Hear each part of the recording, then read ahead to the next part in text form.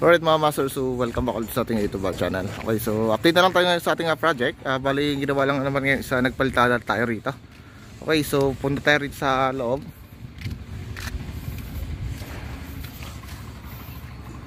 So ayan, bali pinaltadaan kanina master yung mga natin dito, yung sa walling natin sa labas. And then nilagyan natin siya ng groove. Okay, so patapos na itong mukha na to. And then ginawa natin kanina dito. So nagsimula na tayo mag-splicing. So in-splice ko na rito mga master yung mga convenience outlet natin. Ayan, so din sa living natin. So tatlong outlet dyan, dalawa at saka isa. Then narito sa bedroom, so in-splice ko na rin yung mga outlet natin. Ayan, so almost tapos na rin naman yung splicing natin ng fast outlet. So terminate lang natin dito guys yung ating panel sa mga susunod na araw. So yung taas natin din are. So kahapon isa inasintahan are. Ayan. So matapos na. Dire-diretso na. Ayan. So ano to, bubusan pala are. So meron pala itong biga. So ano lang.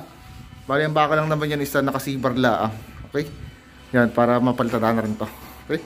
Then nakinabit na rin pala mga master yung hamba natin. So dito naman isa amin nasilya na mga master yung walling natin. Then nakinantuhan na yung ating ano rito.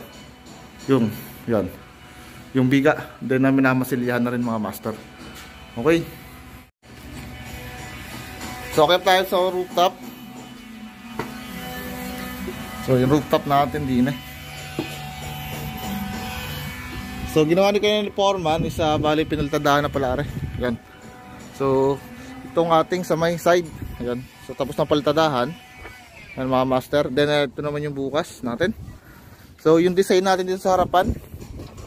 So so yung design. So bali guys sa harapan meron tayong design dito. Ayan. So design mga master. So paltadahan na itong gilid. Then ito. And then waterproofing na rin. So magwa-waterproofing na rin tayo pala rito. So kailangan waterproofing natin dito. Ayan. So ayan mga master. So ilan mo na mga master, baling update ko lang kayo today kung ano po yung push fit natin para sa ating project. Okay, thank you.